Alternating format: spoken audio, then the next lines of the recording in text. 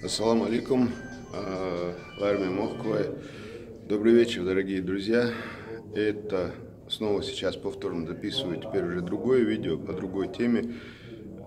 Где-то неделю назад, к большому сожалению, в районе Невинномысска произошла авария.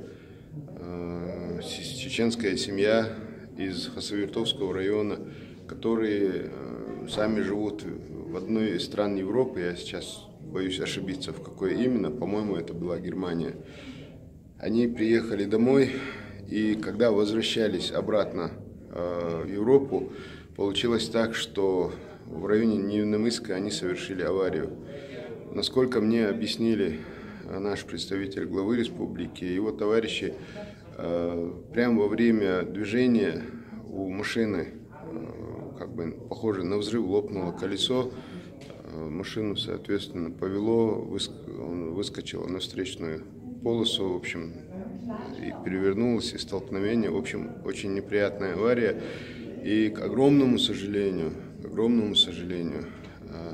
там находилась семья, отец, мать и 4 девочек. В общем, мама этих девочек погибла. Нани, Латир.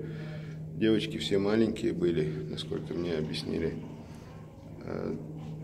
Человек по имени Аслан нам позвонил, сообщил.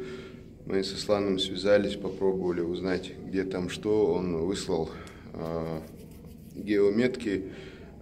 Соответственно, мы уже связались с нашим представителем главы Чеченской Республики в Ставропольском крае Жебором Даудовым. Берткеларух Жебор.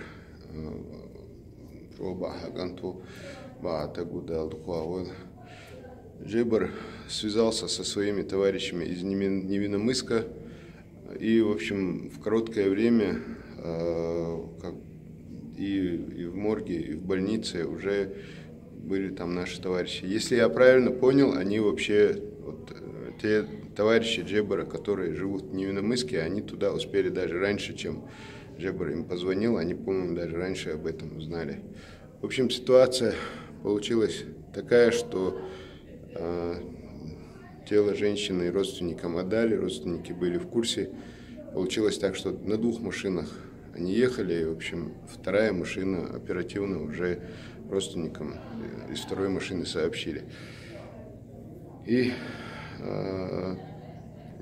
отец детей, он попал в больницу, но отделался достаточно легкими ранами. 3 девочки тоже отделались достаточно легкими ранениями. 1 девочка, она пострадала больше остальных. В общем, у нее челюстно-лицевая травма была. И ввиду того, что в Невинномысске, как оказалось, не было врачей соответствующей специальности,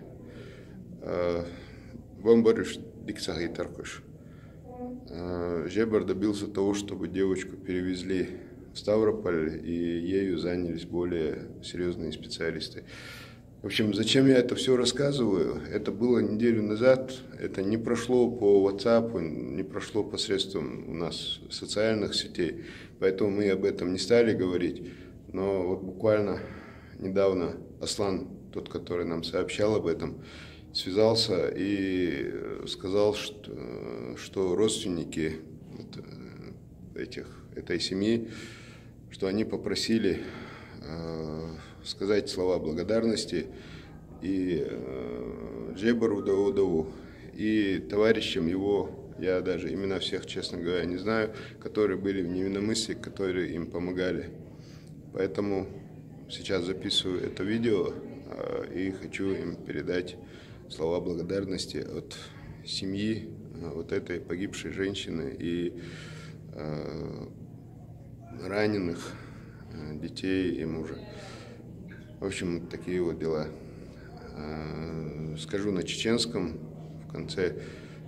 Шукчо отсаслан с телефон тяха чо ишт баркал алхар отснахи чо оккалашен чо тергуй нашен шек дол что на остал динацар ишт баркал алхар бовштар отсундел тахал асар видео штсайнир Годинч нахам баркал элбушевич, да когда языкос. Дел рейс был всегда мелля черна, цик мелля черна. Дел это был лорлушал харшу наугада стоялш.